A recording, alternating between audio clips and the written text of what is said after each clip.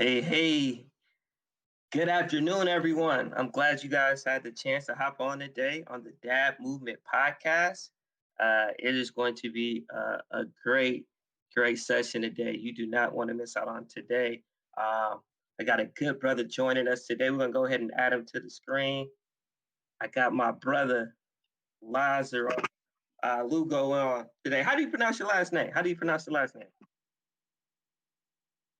Lugo, you got it right. Lugo. Lugo. Lugo. I figured I had it right. Okay. Good to have you today, Laz. Today is gonna be a really good session, man. I'm super geeked for it, man. I've been waiting to connect with you and just chop it up, man. We met a couple weeks ago at a conference that was online, right? Met at a conference online, and out of the 30 Zooms meetings and conferences I've had, it was something about this brother where my spirit was like, you got to reach out to him. I did the creeper thing. I looked on Facebook, found him on Facebook, and then we've been locked tight ever since, right? It's been about what, a month Yes, now? sir. All right, all right, About a month, man. A all great right. month at that, brother Norman. Yeah, man, I've been truly blessed. Yeah, once again, my name is Norman Young. This is Laz. I'm gonna let him do a quick introduction. The Dad Movement just is here to connect other fathers together, to build resiliency, to make sure that we're empowering each other and that we're coming together and we're supporting each other so much. Uh, Dads don't feel like they have a safe space to communicate and share their roses and thorns of fatherhood, which is a difficult task but yet rewarding. So whenever I have the opportunity to bring someone in who has some great intellect and some great knowledge about fatherhood, I always try to do that, not only for you guys to learn, but so I can learn something new. So viewers, man, stay locked tight. We're gonna have a good session. So I'm gonna start it off with Liz. You wanna say your name and where you from and what do you do? I know that's a lot. No, that's perfect, man. So first and foremost, I just want to honor you and say thank you, Norman, and your team over there for inviting me to come on this broadcast. It's my pleasure, and it means the world to me to be able to connect with you as we are all moving in one direction. I, as Norman said, my name is Lazaro Lugo. I'm the Fatherhood Coordinator for the Healthy Start program here in Staten Island, New York. I work under the umbrella of Community Health Center of Richmond. I reside in Brooklyn, New York, and I work in Staten Island. I am presently full time employment. Also about to return. I'm about to complete a degree, so I'm enrolled in school still at St. Francis College in Brooklyn Heights, pursuing my bachelor's. Actually, I'm a late bloomer. I'm pursuing my Oh bachelor's man. in social work right now, and minor in criminal justice. So so I am a father of four. I have a 24-year-old biological daughter. I have two bonus children, which I have been blessed to have through my relationship and my marriage to Cindy. And I am presently expecting a son in a matter of days. I'm going to be a Hey, new father, about to be a new father again. So, with that being salute. said, I'm happy to be here and I'm excited about our dialogue today. My man, yeah, I love that you're going to school and doing your thing. Man, let me be clear. College is not a race, it is a journey, right? You know what? I'm just now, Yes, I sir. start school back for going to grad school in a couple of weeks. And yeah, man, I'm the guy who took 8 years to get a 4 year degree, just being transparent because life happened, right? I had a child, trying to gain employment and take care of a family. It was rough, but you always reap the benefits of making sure that you're getting more education and that you're always learning. Life is always about learning and furthering your education. So I salute to you on that, man. I always encourage young brothers to make sure you get educated. If there's an opportunity to learn something, whether it's college, trade, a conference, it's always nice to gain that information and then to send it out to the community, right? Let it funnel through you. Absolutely. So yeah, I'm not gonna take, I don't want to take too much of your day. We're gonna get straight to it. So I know, Laz, if you want to share a little bit, I know past tense you were incarcerated for a little while, and you had a child and all of this. Do you want to explain a little bit about that? You don't have to go too far in depth about the prison thing, but just what was that like and being? When did you find out? Absolutely. Yeah, yeah. Go ahead. I'll let you take Absolutely. it. So, as a young man, I grew up in the Bronx, New York. Had a great family, great support system. Um, However, I fell victim to what a lot of young men in our communities fall victim to, which is I became short sighted.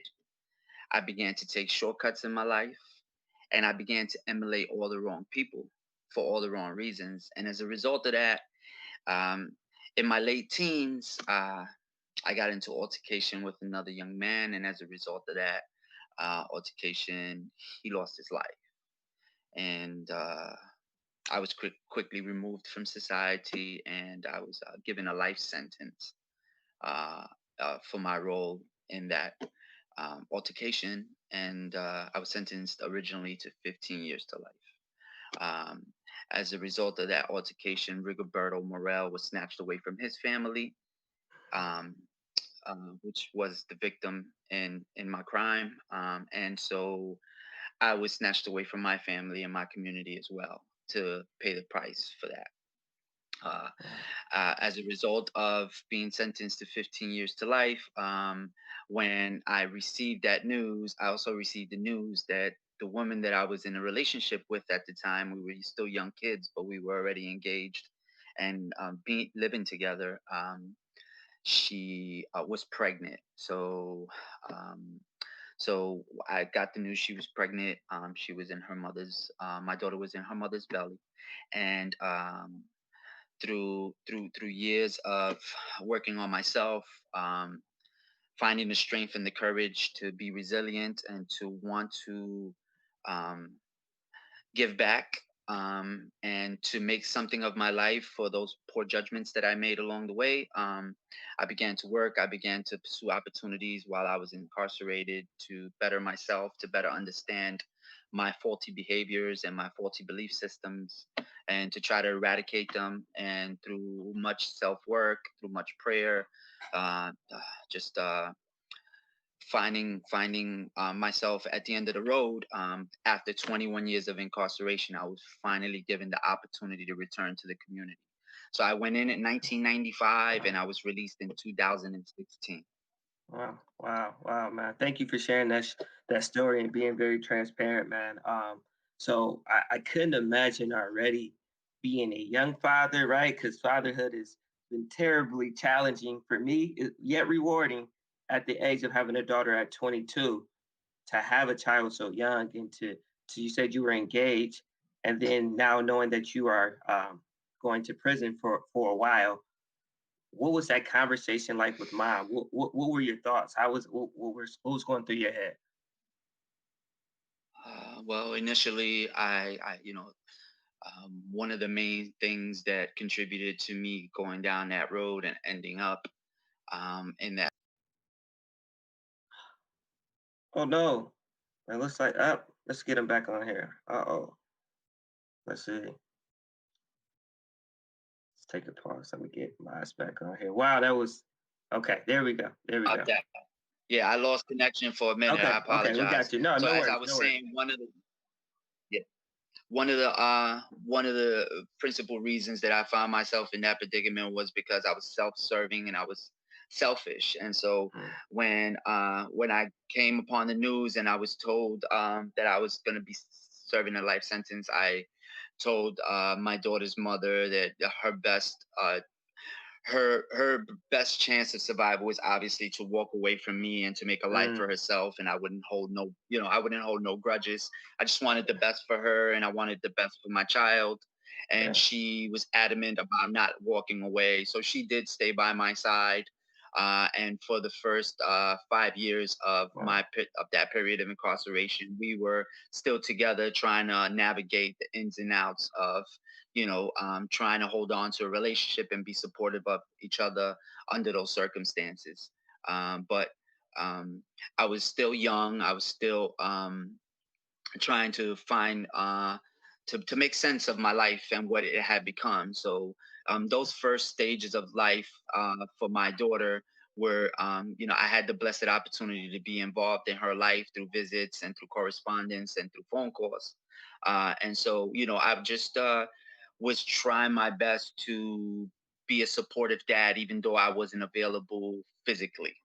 You know. Mm. So I'm deviating from the questions, man. You family, we're gonna keep it real, man.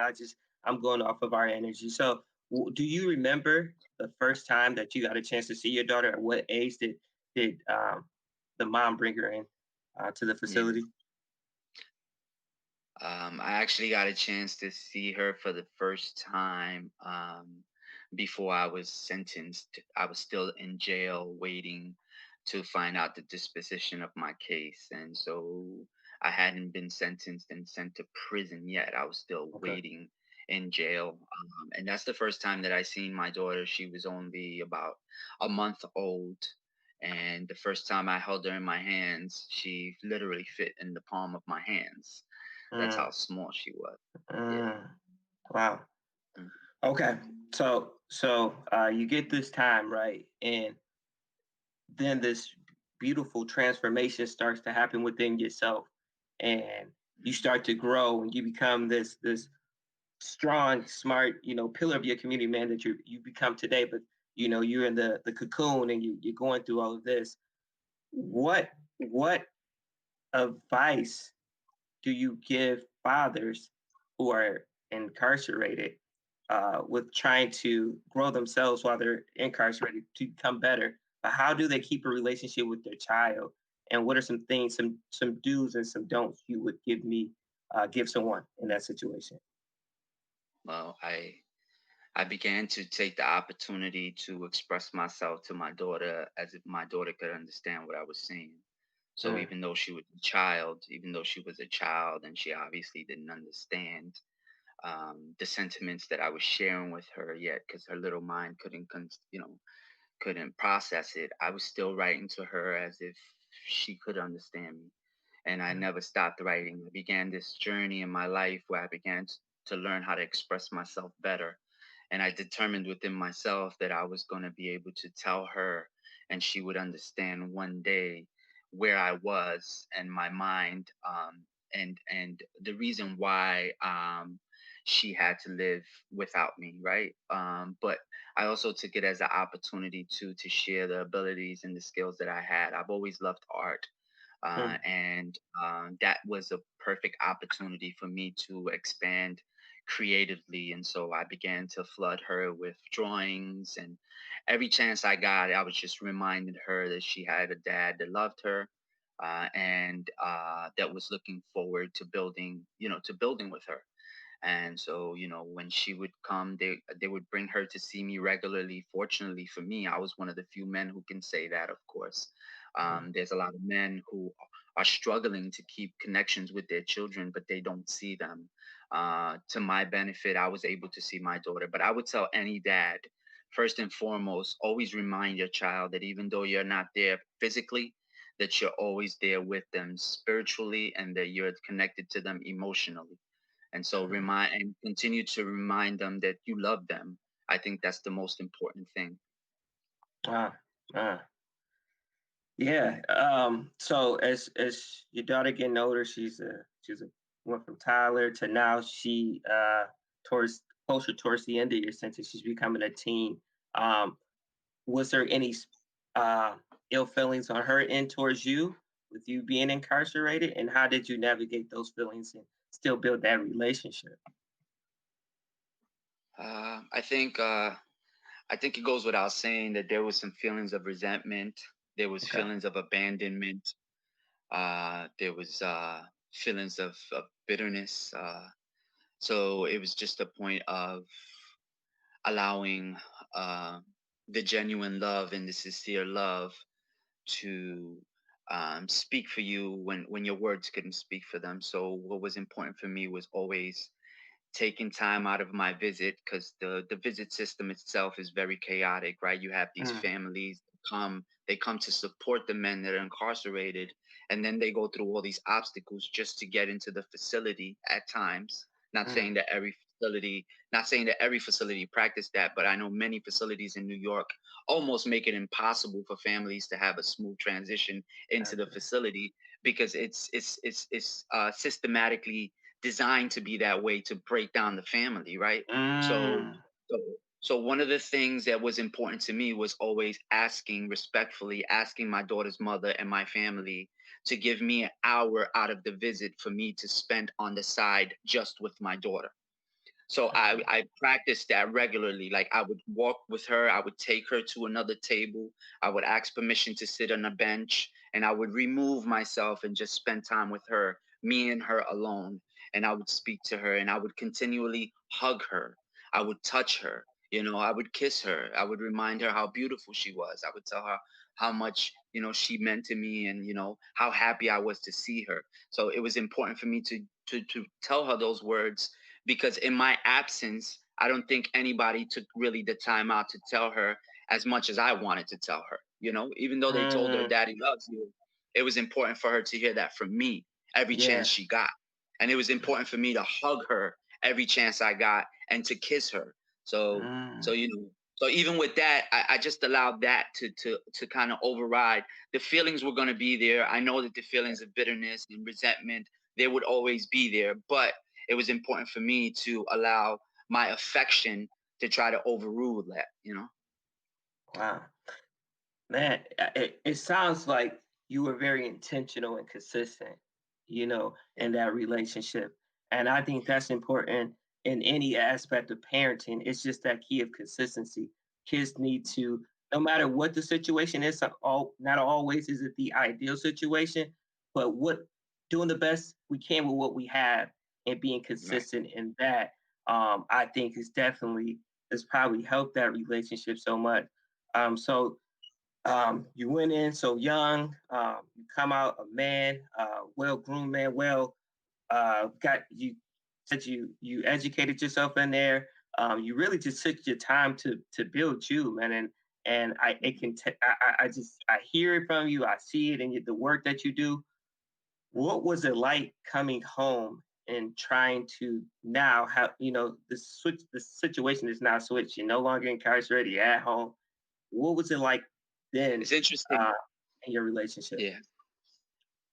Well, it's interesting because originally I got sentenced to do a 15-year to life term. And so Okay. when I went to the board, to the parole board to ask permission to be released on my 15th year, they decided there wasn't time yet. So they Mhm. held me for another 2 years.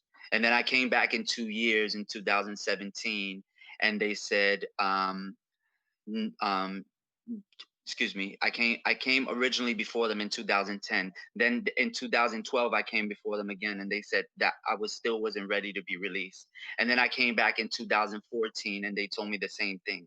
And then I came back in 2016, and at that point they determined that it was okay for me to be released back into the community, right? But Okay. because of all the other times that I went before them, even though I was doing what I needed to do and I was acting responsibly, and I found the courage to stand on my own 2 feet and say, you know what? I'm going to behave like a civilian in this crazy world, because Mm, the world of incarceration is an upside down world where mm, everything that's wrong is right and everything that's right is wrong. yeah, So when you yeah. want to stand on your own 2 feet, and you want to live life responsibly, and you want to make the right choices, you become the oddball. So even though I had determined within myself that this is what I want to do, before I'm even released, I want to practice being free. And I want to be free from all these things that are keeping so many other men locked up in their mind, not necessarily in the prison, right? Mm. Because before I went to prison, because of the behaviors that I was exhibiting, I was already in prison in my mind Oh, before I oof. even hit a cell. Wow, wow, You see? wow. So when I finally was released, Norm, let me tell you something, man. I called my Hey, daughter, and my daughter had dealt with this. She had dealt with disappointment so many times. Every time I went to the parole board, she had this enthusiasm and this excitement about my release. And then I had to call her and break the news that they said I wasn't ready. And she would ask me, but if you're changed, if you've truly changed and they see and you doing all these things, then why don't they release you? Something must be wrong. So now my mm, family began to question if I was okay. And so when I finally received the news that I was being released, and I called her, I said, honey, I got some news I want to share with you. And I remember it just like it was today, man. She said, I have some news I want to share with you too. So I said, share your news with me. And she had just received news that she got accepted into this program in Buffalo, New York for nursing, and that she was going to be leaving. And I called to tell her I was being released. And I said, well, I got news for you too. I'm so excited for you. I'm so happy for you. And I said, all this time we've been praying and we've been waiting. I finally have been given permission to be released on parole to come home. And she looked through the phone. She paused.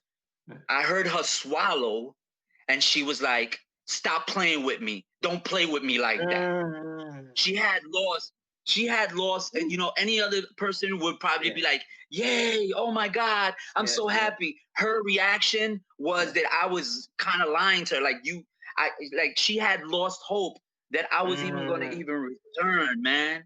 That I was even going to return. Not only had she lost hope, most of my relatives had lost hope and had just accepted that this was my fate and this was what it was.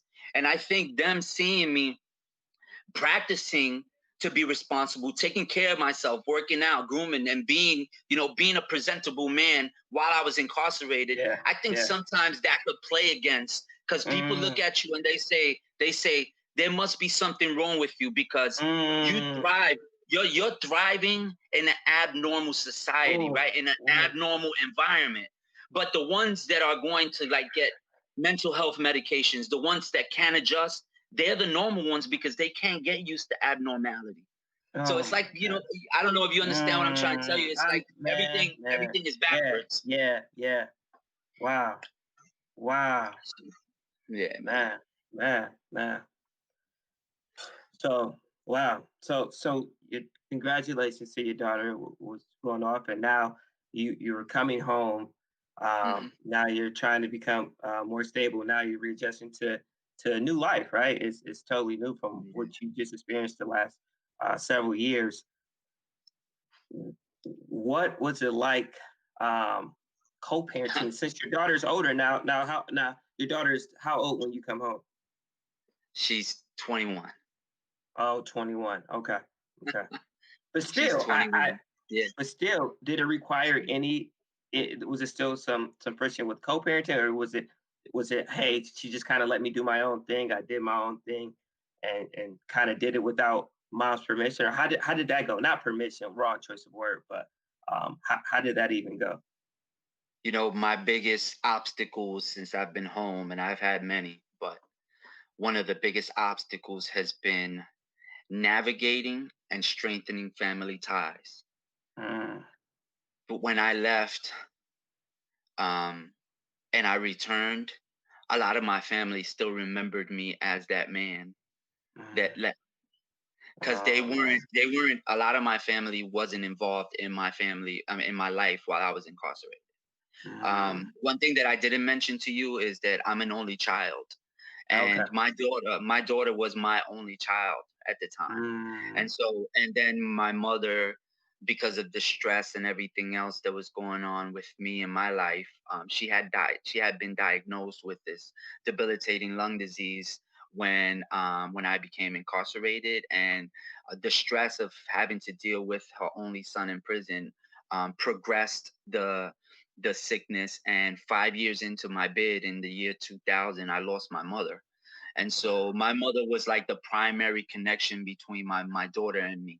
Even though her mother was still being active and bringing me her to see me, my mother was like the sole connection, right? And so when my mother passed away, there was a lot of navigating that needed to take place. And so I say all that to say that, when I came home, even though she was a grown woman, she was still my little girl. And she was yeah, looking for daddy. She was looking for yeah. daddy. And so I came home and I had to find my way, and I had to, you know, um, reconcile my relationship with her and reconcile my relationship with my family. But the thing that I misplaced within myself, I had deceived myself to think that because I was strong enough and God gave me the ability to navigate prison and get out of being in prison for all them years and return home healthy, that I was strong enough to step into circles when I really wasn't strong enough to step into Mm, circles, mm, because my family was still involved in behaviors that I that I had no business stepping into. You know what I'm saying? So Yeah, yeah, like yeah. I come from a family that's a Latino family, and they celebrate everything with with drinking and partying and stuff like that. And so when I came home, I made it explicitly clear that I couldn't be involved in certain things, and I had like curfew that I had to report to, and my parole officer, and all those Mm, things. And so they were trying to understand and navigate that, but it was new to them. So with my daughter, um, she had been expecting me to come home and to, like begin this new life and kind of, I don't know, maybe alleviate a lot of her woes and things that were happening. And so, because their expectations were so high for me, I caught myself trying to fulfill those expectations. yeah, And yeah. there were plenty of times where I fell on my face. And Mm, so there was disappointment there. And so at those moments, it's difficult because you have to try to continue to nurture your child. Even though she's a grown up, my responsibility was try to nurture her in the face of that adversity. yeah, And because there was a lot of time missing. Now if I gave advice, or if I said, what do you think about this, or maybe you should consider that, it's like, what do you know? You've been in yeah, prison all your life. yeah, Because I went in at 19. 19, you would yeah. think you're an adult, but I was still a kid. And so Still a kid. I went in at 19, and I spent 21 years in there. So I spent more time in there than I had Yeah, yeah, been out, yeah. type of thing.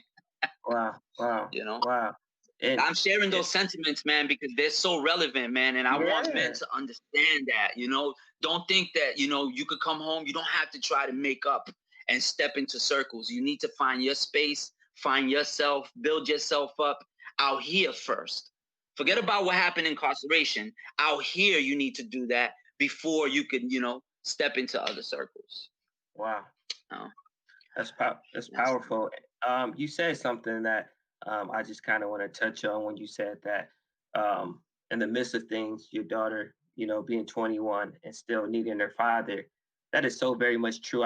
I work with a lot of dads, some who are older, who have older children. They say, "Well, my child doesn't need me anymore," and I truly feel that a child is always going to want to spend time with their father, always going to want to build a connection and relationship with their father. And I feel like they will look for it in so many other things and in other guys and in materials because it is a void like no other when that father isn't there. Mhm. So I always encourage fathers that it is never too late to reach out and to build a relationship with your child. And even though in the midst of things it may look like it's just your hands getting slapped down, like you're not getting anywhere, you continue to be consistent and make sure that you are, no matter what it is, that if you say you're going to do something, that you do it.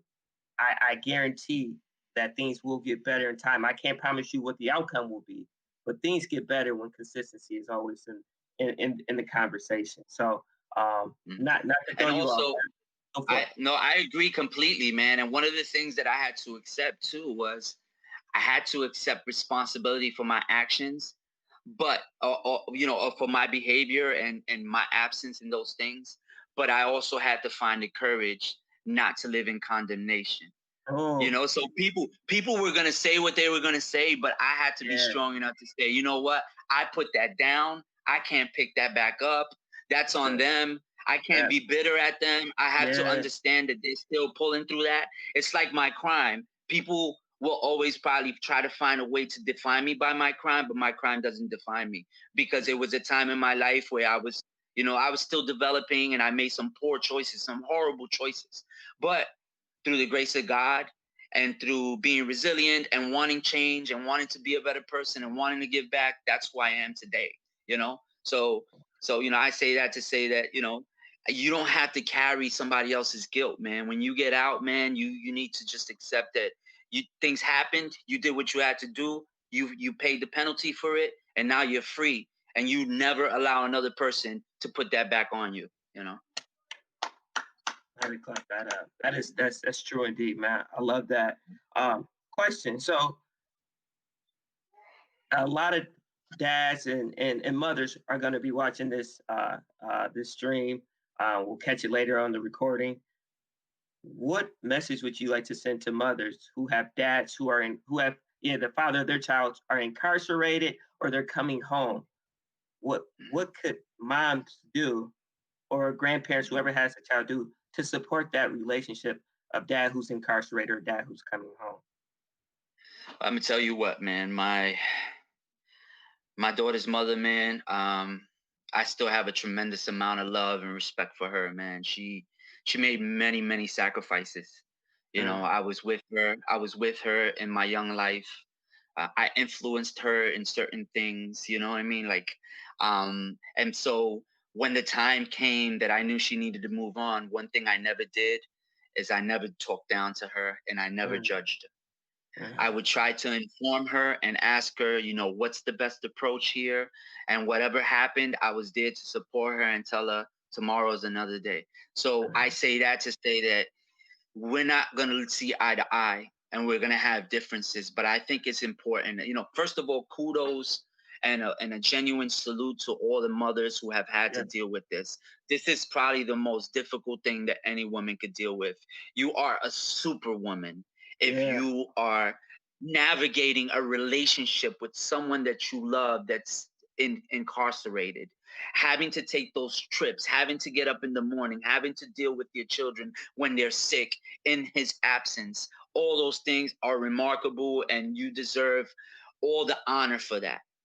However, in the experience, it's very easy for you to become resentful and hateful because of the situation. And so instead of wanting the best for that man, for the benefit of his relationship with your child, and for the benefit of him being a constant, presence, even not physically, but to be a presence in your child's life, instead of wanting that, sometimes it becomes real easy and it's easy to cross the line and now say, you know what, I'm doing this on my own, and my child doesn't really need their dad. I think I think that the enemy and negativity in itself oftentimes tries to chip away at the armor of the strong woman who decides, you know what, regardless of what me and him have gone through, our child is what I have to think about. So I'm gonna try my best to nurture a relationship between them, and I'm not gonna speak bad about him in front of my child. I'll tell it to my pillow if I need to, or I tell it mm, to a friend if yeah, I have to. But yeah, I'm gonna remain silent in those thoughts to my child because I want my child to love him and not look at him differently. It's important for a man to know that that his child loves him, and not only that, but even if he's not with the mother, like me, I would support my daughter's mother. If she was, when she left me, she ended up getting into a marriage and she ended up having two beautiful children after that. And you know what? When she had her children, at times she had no choice but to bring her other children with my daughter to see me. And I would mm, love them as if they were mine, oh, you man, know? I would love them as if they were mine. To this day, I have a beautiful relationship with them still. But I just say that to say that, I I can't express how much I admire women who decide, because it's a decision you make. It's you're going in with eyes open. It's a decision you make to continue to support a man that's in prison, you know. yeah, So, with that being said, I would tell you, try to be transparent, understand one another. Both parties should be able to try to understand what the other's going through. It's a very imbalanced relationship. The yeah, woman is given 80%, and if the man is given 20, in most instances he's giving his all because he can't give no more. He can't do mm, like he wants to oh, do it. wow. You know what I'm saying? Man, Laz, you So, speaking, brother. You speaking, brother. you know Man, I feel so unqualified to even host this interview, man, because you're speaking so many things that I see so many families deal with, man. And it's just a privilege and an honor to have someone so transparent and so real here today and doing the work that you're doing on a daily basis. There's one more question I want to ask, and then we'll start to kind of close things. If there was a father who's locked up right now, right, and he hasn't reached out to his child yet, or the mother of his child, what do you suggest he does in a situation like that? Maybe he should start writing? Should he start making phone calls off the yeah. rip, trying to reach out? What do you do in a situation like that? uh I would say this: if he's angry, I think he needs to talk to somebody and help him understand his anger Okay. before he stepped into that circle. Mm, Anger is a vicious cycle and it takes over a person, mhm. especially in moments where you have knee-jerk reactions where things don't feel comfortable. You end up saying things you don't mean, but it's too late to take back once the words come out of your mouth. So I Wow. think anger is something that's important. And if you're angry with yourself, I think you have to, you know, seek your God and ask to help you forgive yourself. That's one thing. And along with forgiveness comes this, and this is very important. If I have a woman and I have a relationship and I do something she doesn't like and I say I'm sorry, that first time it may come off genuine. She may be like, "Okay, I forgive you." You say sorry. But then the next week I turn around and do the same thing and I say sorry, even that time she may be like, you know what, he did it before, but this is, you know, maybe it's just a slip up, okay, I forgive you. But if I do this week after week and I continue to say sorry, sorry doesn't matter anymore. I Mm, think it's a difference of accepting responsibility and just owning up to something. I could easily own up when when people get in trouble and they go in the court system. The court oftentimes what they do is they either say you want to go to trial, you want to go all the way, or you want to cop out, right? yeah. And so when you cop out, the judge asks you and tells you, are you acknowledging what you did?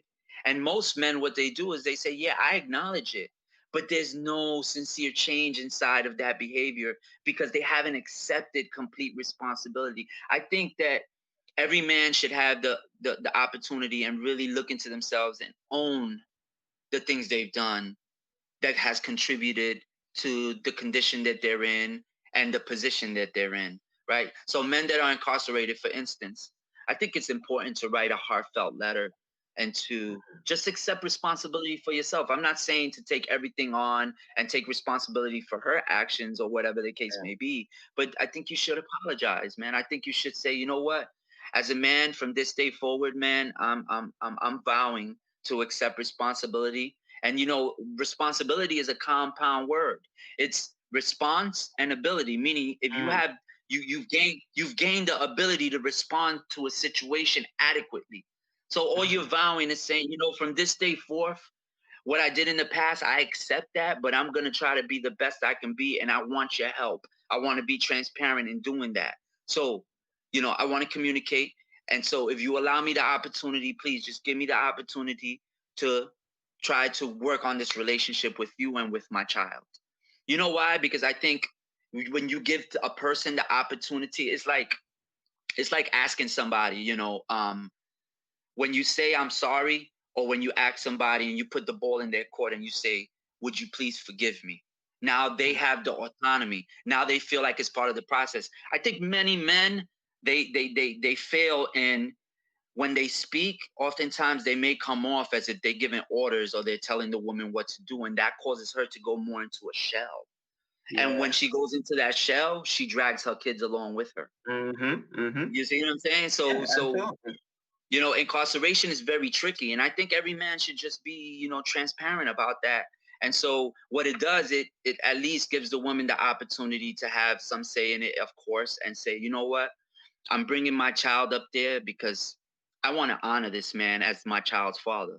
I'm not bringing him up there because I feel forced, or because, some false sense of duty, so to speak. Mhm, They're doing it because mm, they want to do it. You know how many times I've been in the visiting room and couples are sitting across from each other and she took the trip up and the first hello was a kiss and everything, and then the rest of the visit they don't talk to each other. They're looking in mm, opposite directions because there's mm, no communication, and mm. stuff.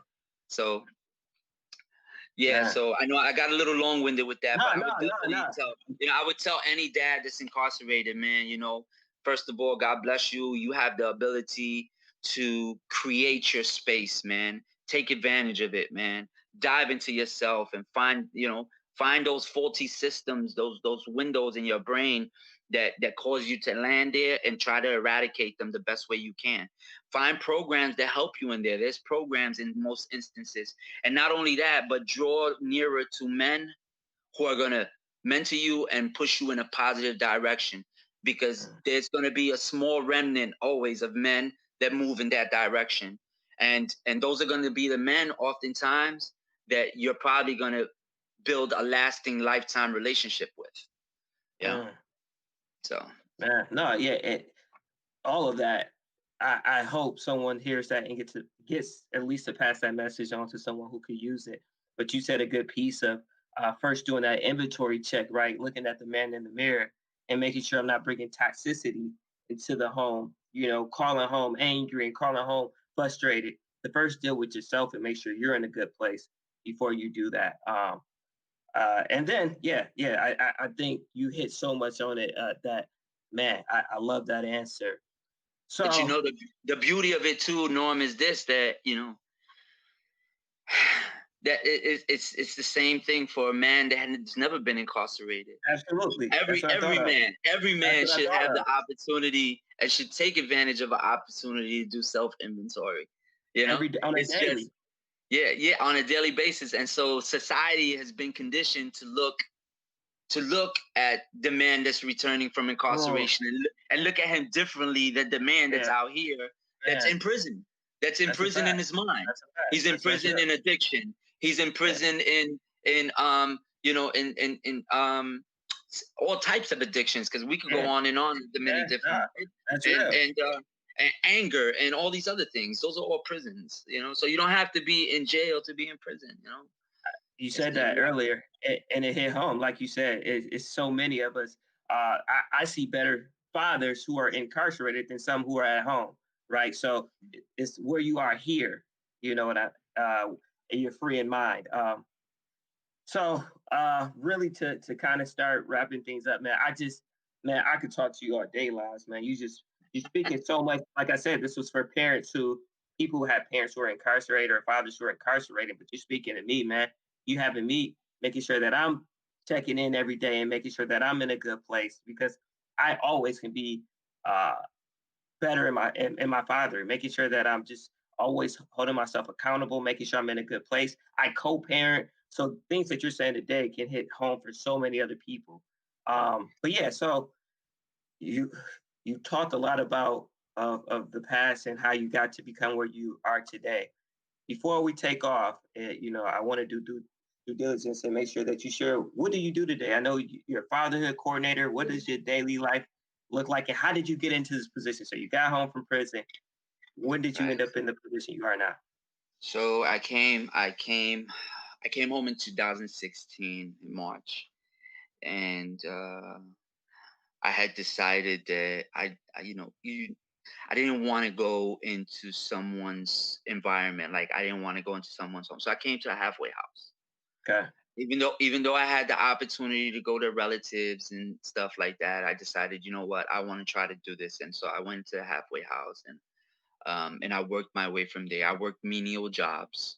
My heart was always in the social services field, and I always wanted to work and give back. So I worked menial jobs. I did construction. I love to cook. I worked as a sous chef in a very exclusive restaurant, and I did all those things. But then the opportunity presented itself for me to go to apply for a scholarship, and I applied for a scholarship at St. Francis College in Brooklyn Heights, and I was afforded full scholarship Wow. because of my life and everything I had been through. They believed that education is an important factor in the transitional period, and so Absolutely. I've been in there for the last almost 3.5 years. I've been in there. I've been working on my degree, and so I worked. And then what happened was, even though I did not have a degree, Yeah. in faith, I stepped out and I applied for a position working as the outreach retention specialist for another fatherhood program here in Brooklyn. And Okay. I was accepted and I was given the job. It was a part-time job. I worked with them, and through them, I was able to branch out, and I became affiliated with another grassroots organization that works with early childhood intervention. I got certified through them to deliver early intervention model called attachment biobehavioral catch up, ABC. And it's just, I worked with infants from 6 months to 2 years old. I would deliver the program to their family within 10 weeks, 1 hour a week. I used to visit their homes. And then from there, I transitioned and I began to work here as a fatherhood coordinator for the Healthy Start program. So in little incremental steps, right? Because change comes in incremental steps. Yeah. Change doesn't Yeah. come overnight.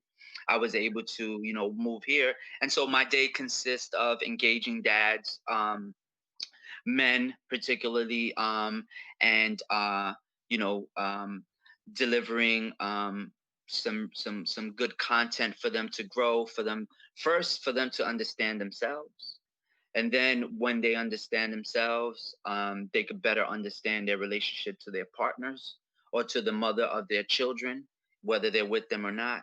And of course, how does that tie into the whole family, and how does it translate to their relationship with their children?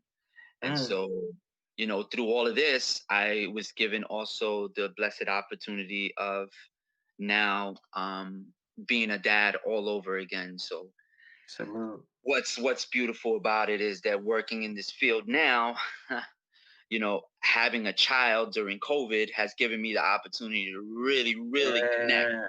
Yeah. connect with dads, right? Yeah. Yeah.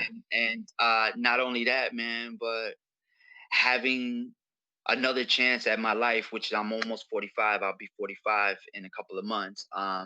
Having a chance now to be a dad the way Yeah. I've always wanted to be a dad, and to allow my daughter, even though that she's grown, to allow her to see if my dad was here, this would be the dad that I would have, and Oh, hopefully that could help mend and heal those absolutely. years, you know. So Nice, man. That's spectacular, man. So crazy. My bachelor's is in human services, and my position now is a fatherhood coordinator for Dads on Deck, man. So, and it's in early childhood. So, man, it's just crazy how God works and how we were able to get connected. I am so grateful. Um, I leave this meeting full. I leave this meeting a better man.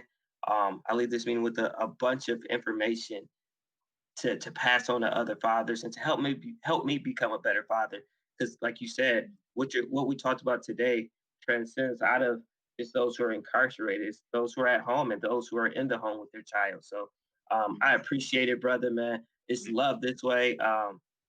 Just I'm so absolutely. grateful. I'm so grateful. So before we take off, is there any shout outs or something you want to give to your lady, to the family?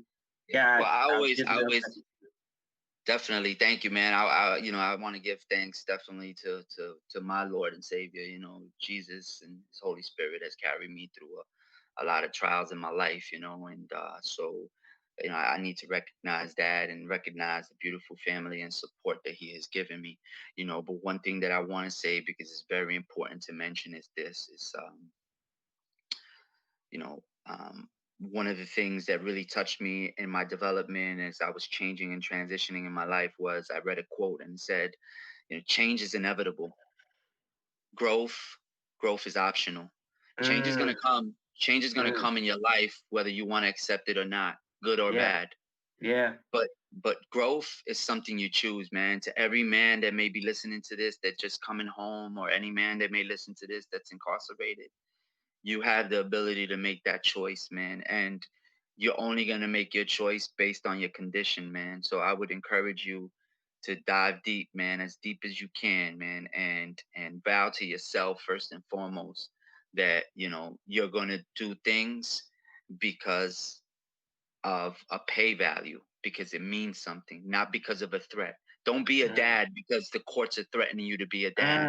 Or mm, don't be a mm, dad, because you're forced to be a dad, but be a dad because of a pay value, because it's your duty and you want to honor your children. And in turn, your children honor you, man. That's the most important thing.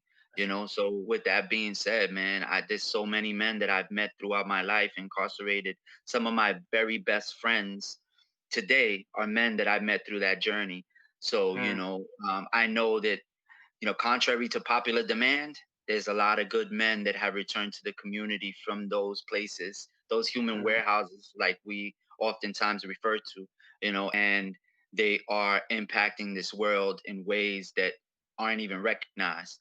but we don't do things for recognition. We do things because of the passion that we have for the work that we do. So with Great. that, salute to you, to your team, and everybody Thank else, you. and thank you for giving me the opportunity to share my story today. And I share Yes, it for the sir. glory of God. Yes, And sir. I share it just as a story of change and resiliency and possibility for anybody out there that may be listening. That's what it's about, man. That's all it's about. Yeah. Amen. And I'll make sure, I know you have weekly meetings. I'll make sure I post your information in the comments and on the when we advertise and promote this session. So I appreciate you, Laz. And yeah, man, have a blessed one. Yeah. Guys, thank you for tuning in. Look forward for more Thank you. content in the weeks, man. So blessing, man. Take care, fam. Take care, fam.